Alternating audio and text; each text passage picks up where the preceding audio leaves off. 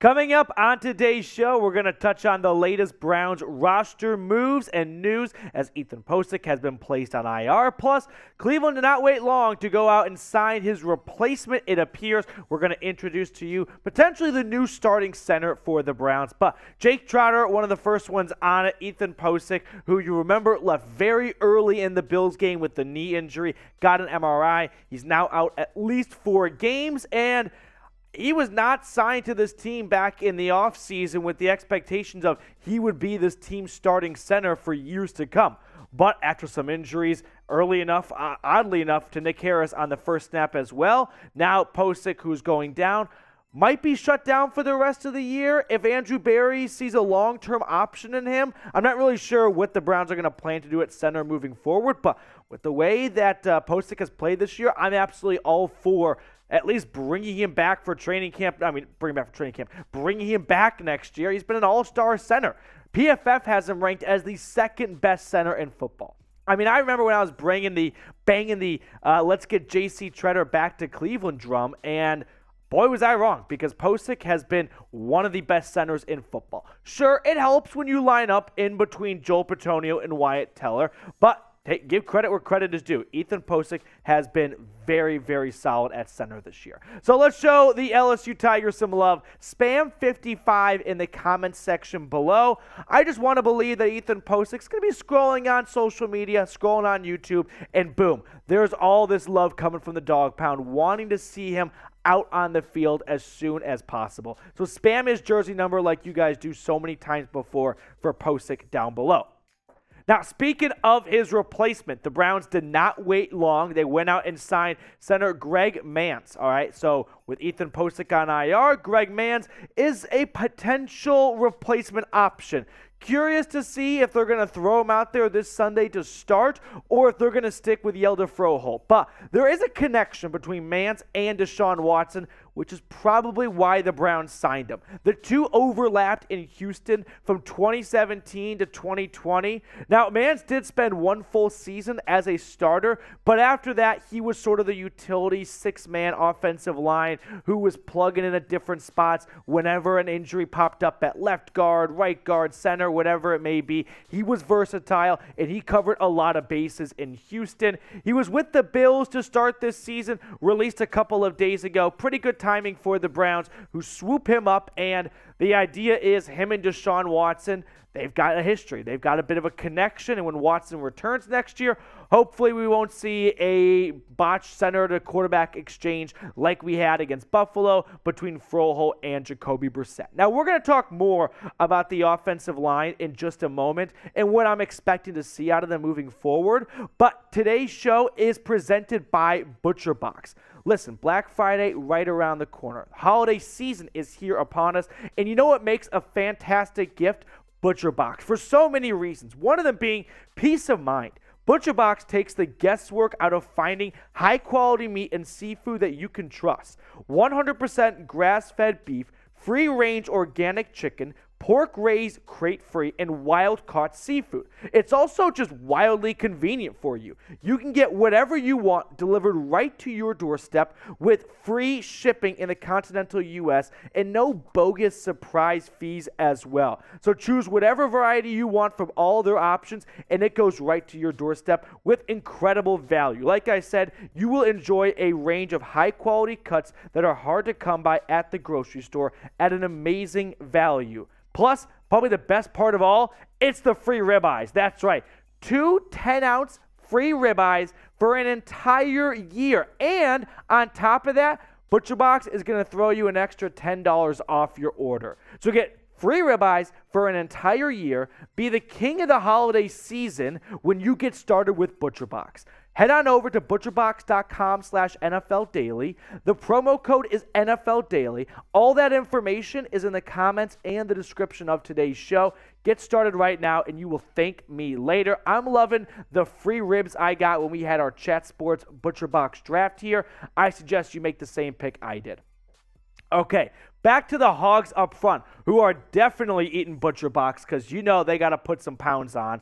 Hjalte Froholdt is currently the starting center, at least in my eyes, on not a short week, but being signed on Tuesday with a game on Sunday. I'm not sure if Mancz, and it's not an easy spot for a center to just hop in, right? You got to be the most knowledgeable man on the offensive line to know where the blitzes are coming, to call out reads and whatnot to your quarterback. So I think Froholdt is probably going to keep that job for at least the next week against the Bucs. But after that, when Deshaun Watson takes over, they might make a change and they might move Froholdt back to being sort of what Mancz has been for his entire career. That six-man swing guard center, plug him in wherever you need him. Now, Froholdt this season, at least in the eyes of PFF, has been middle of the pack. More than that, middle of the pack. Ranking 31 out of 83rd qualifying guards. When I watch him play the last couple of weeks and when he's filled in at different times for Teller, he has not looked like the 31st best offensive lineman or 31st best guard.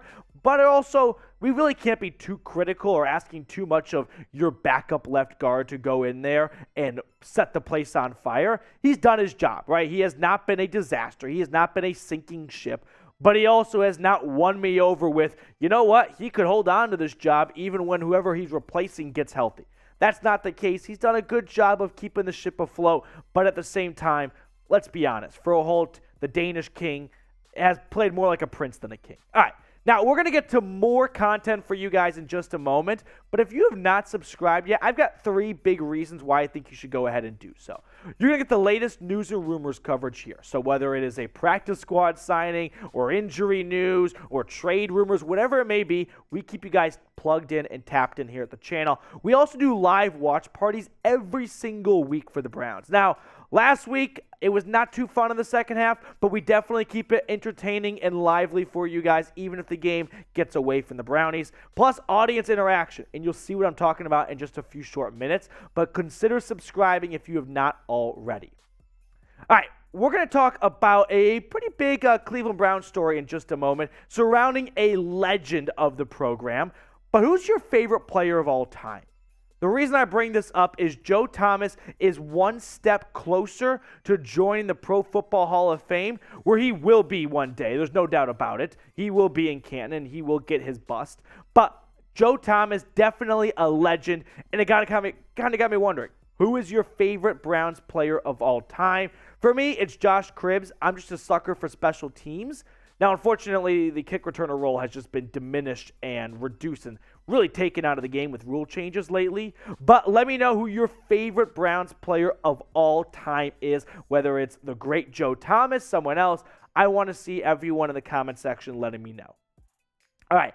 Now, we did have a live watch party for the Bills game, and I got to give some credit right now. C.J. Young was the MVP, no doubt about it, for our watch party against the Bills. So he gets the gold medal. CJ, appreciate all of your support and contributions to the show on Sunday. Definitely made the game a lot more fun. And if you have not joined us for a watch party yet, by all means do so this Sunday against the Bucs. You can have the game on your TV, throw us on your phone, your tablet, your computer, and you can be like just at person trying to human, who got my boss to laugh today, so you're definitely getting on the screen. After discovering this channel last season, I don't even watch the games anymore. I just listen to you getting drunk, allegedly, mad and excited for me while I get stuff around the house. And that's a pretty good deal. I'll do the blood, sweat, and tears of being a fan if you're going to get some stuff done on Sunday, or you can ride or die with me, where this team is going to put you into a heartache week after week, and we know this. This is nothing new, but we're never going to stop. That's not how fandoms work. We're not going to hand in our Browns card. All right, so let's talk a little bit more football here, because after the loss, I've got my doghouse. I made some changes too.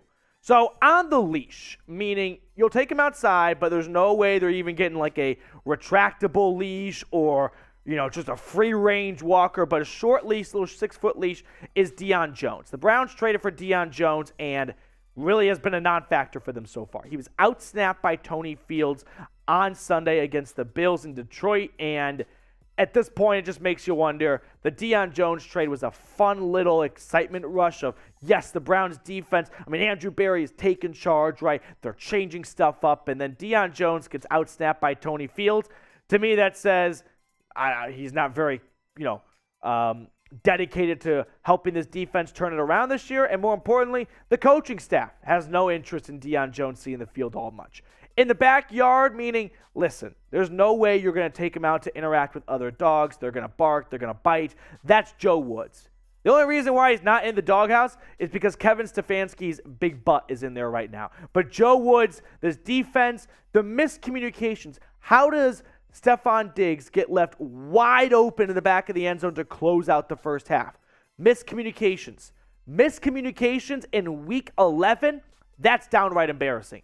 And then Kevin Stefanski, someone I'm a bit of a defender and believer of, but listen, Stefanski, it's getting really old when you watch him on TV with his play sheet, just his face stuffed into it, and no rebuttal, right? No rallying of the troops when things get tough, when the Browns get down. No, he just tries to play call himself out of every single obstacle his team runs into, when sometimes you just need a leader in the locker room. And Stefanski, I'm not sure if he is that guy moving forward, but he's definitely going to be here for at least another year with Deshaun Watson being a huge part of why Watson came to Cleveland. All right, that's going to do it for us on today's show. I appreciate everyone for clicking onto it, making us a part of your day. If you have not subscribed, please go ahead and do so. And also follow me on Twitter at Matthew Petey. I interact with tons of viewers from the show. So if you've got takes about the Browns and you want to bounce it off someone that's not too big to respond to you, and you respond to you on Twitter or in the DMs, whatever it may be, hit me up on Twitter at Matthew Petey. I'm going to sign off. I'm going to see you all later with more Browns news and rumors.